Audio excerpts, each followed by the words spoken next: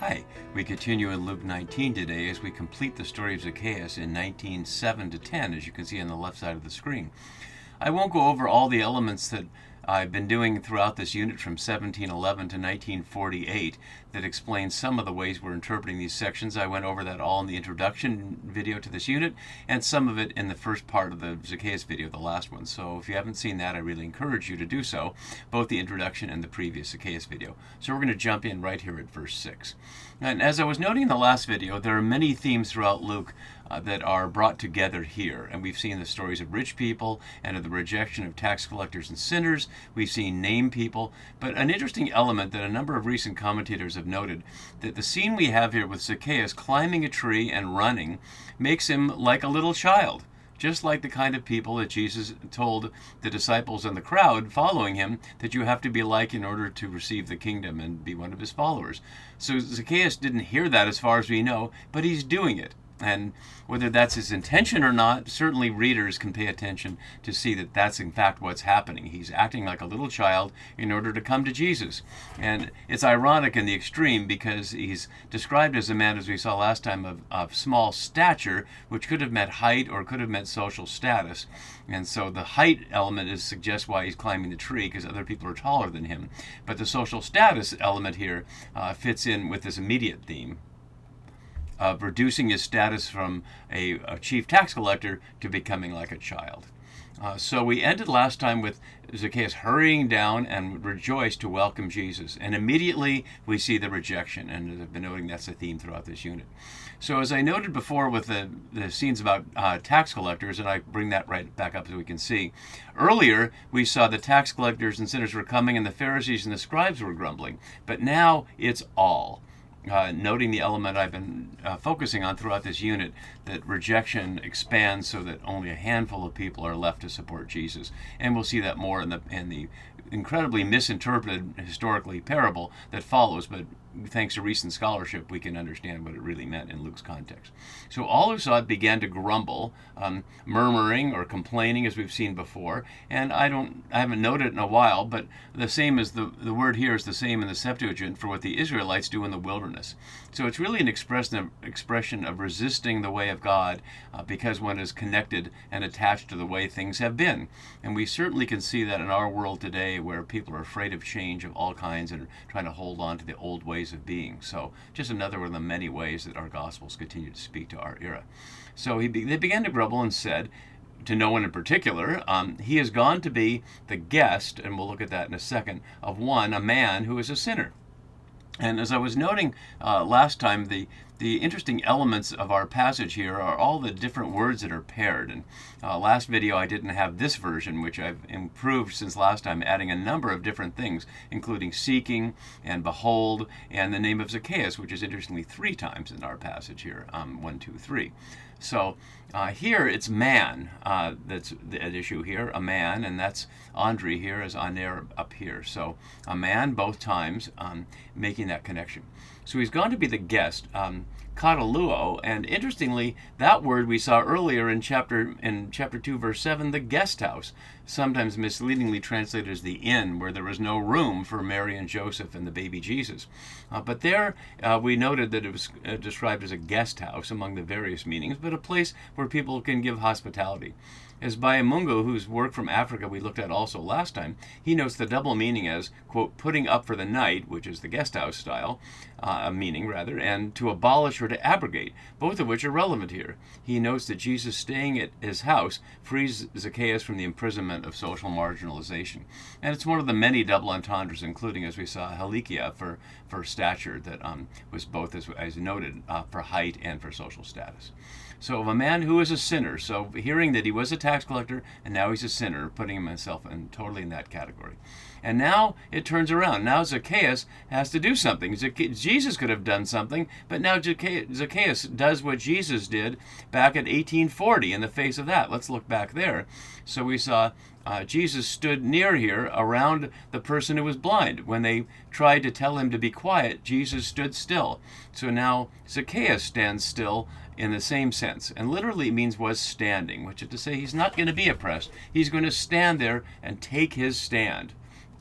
Sick notes it technically in the Greek as an aorist middle passive participle, hence having stood up, suggesting a dining context already, that they were already at the table and now he stood up.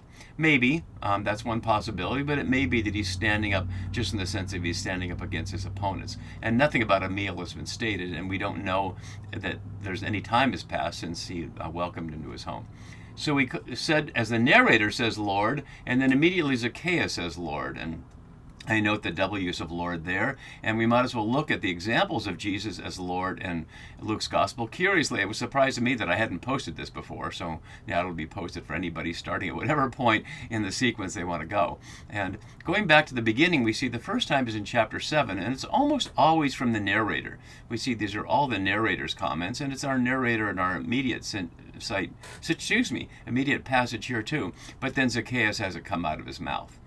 We'll hear it from other people's mouths. This is actually from Jesus' mouth, telling them to put it in their mouth, and then we'll see it in the road to Emmaus near the end, the very end there.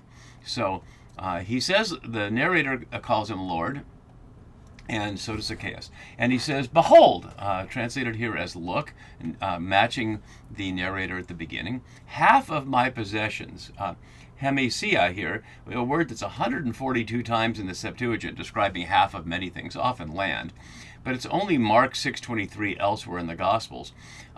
It's in Revelation a couple of times as well.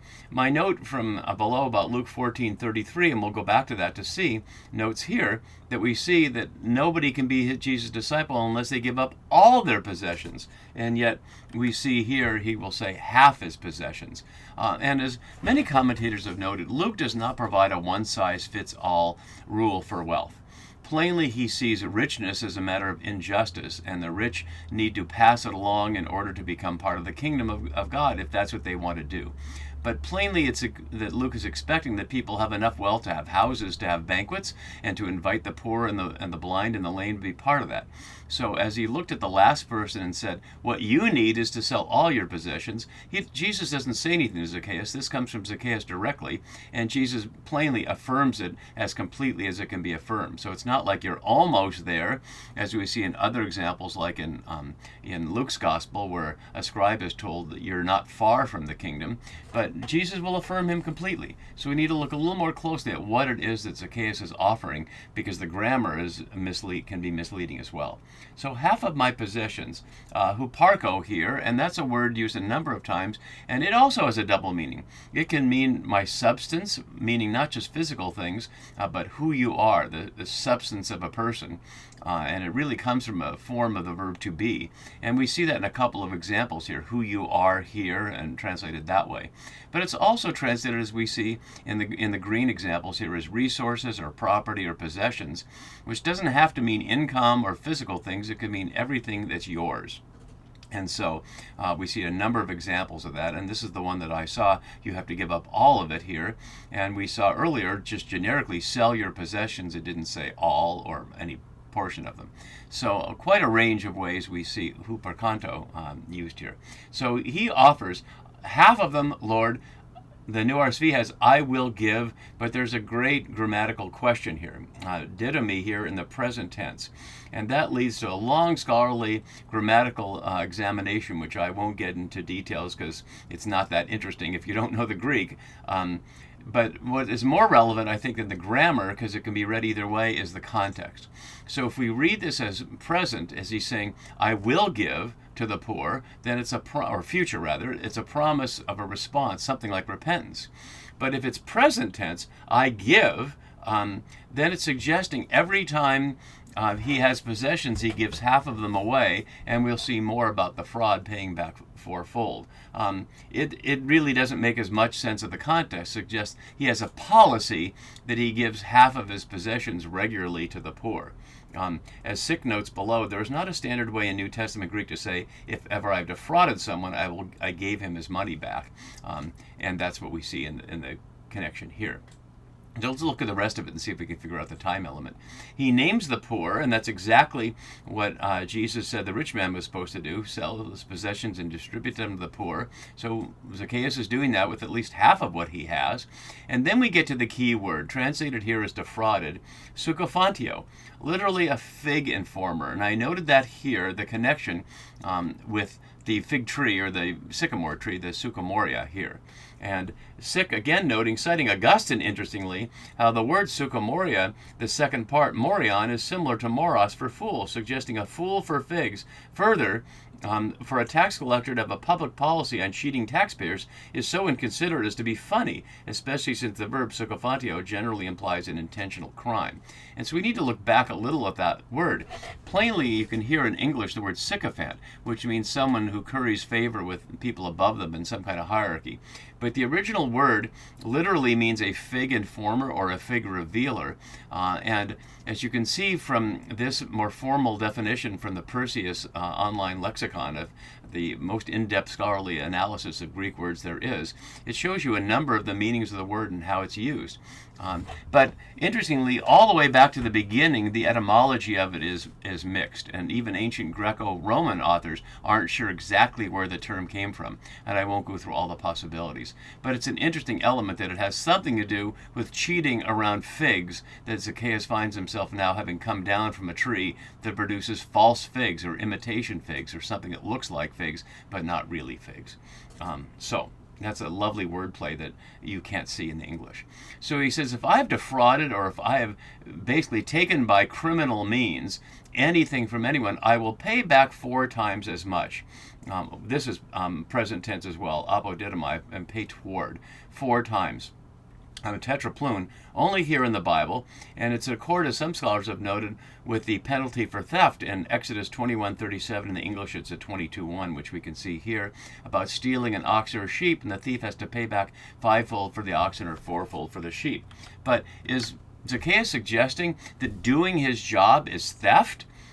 It could be considered that if we go back to the beginning of Luke with John the Baptist. Because there we can see the word sycophantio was used back there, not around the tax collectors, but around the soldiers. Soldiers said, what should we do? And John said, do not extort money from anyone. That's a different word. Or by threats or false accusation, which is sycophantio here. So that was addressed to soldiers, but if I just scroll back up to tax collectors, we heard that they asked what they should do, and he said, collect no more than the amount prescribed for you, which is the amount that you arranged in the contract that made you a tax farmer with the Romans. In other words, become a non-profit tax collector, which makes no sense at all. And so whether we hear the direct call of the tax collectors asking John in chapter 3, what should we do? And this is a response. Or interestingly, from the soldiers, do not be a fig informer, do not be a sycophant in the original meaning of it. He's suggesting, if I have done that, he doesn't admit he has done it, but if he has done it, he will pay back. And this is where it really doesn't make sense to suggest this is present tense, because why would he defraud people and then pay them back 4-fold unless he didn't know he defrauded? But the root of the term is to suggest intentional. It's not an accounting error. It's someone who's purposely trying to mislead people in a certain way to gain favor with somebody else, to report on somebody like a tattletale. And so it's certainly suggesting to my ears, you can decide for yourself, that he's making a proposal to Jesus here. Now that Jesus has deigned to call him down and to be in his house and abide with him there, this is what he's proposing. And again, Jesus hasn't suggested anything. He's speaking to the Lord, not to the people who are grumbling. He's ignoring them altogether. And so Jesus says to him, again, not to the crowd, not to the all who are grumbling. They're just completely ignored here. Then Jesus said to him, today salvation has come to this house because he too is a son of Abraham. The to him here is, again, he speaks of him in the third person. The narrator tells us he's speaking to him, but notice he's speaking about him in the third person, he too.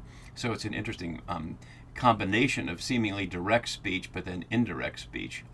As the note below from Kovac suggests, best explained by the rhetorical use of insinuatio, an attempt to insinuate himself with the judges, that is to say the crowd. But the use of the word today, not only that it echoes that I must stay at your house today, echoes all the way back to 4:21, where we heard today the scripture of Jubilee has been fulfilled in your hearing.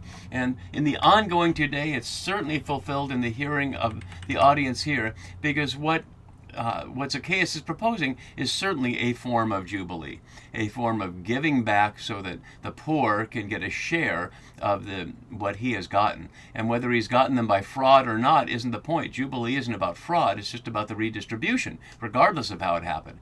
So he doesn't claim that his possessions got to him by any impolite or criminal means, unjust means. He's just choosing to offer that. And if there's anything he got by criminal means, he will pay that back even more 4 times. And Jesus doesn't argue or debate or suggest more. He simply says, today salvation has come to this house. Notice again, not just to Zacchaeus, but to the house. We don't know who else is in Zacchaeus' house. We don't hear of any family or servants, but since he's rich, he certainly has some people around, but it's highlighting the wholeness of what it is there. And interestingly, another link all the way back to the beginning, and we can see it here in 177. We already saw the connection between Zacchaeus and Zechariah around being named, and obviously their names starting with Z, but Zechariah's song there comes to its almost end with give knowledge of salvation to his people by the forgiveness of their sins. And although there's no immediate forgiveness in this story, it's certainly implicit, just like there's no express metanoia or repentance. Both are implicit here. And what happens is it makes him a son of Abraham. And again, bringing up themes we've seen all the way through here.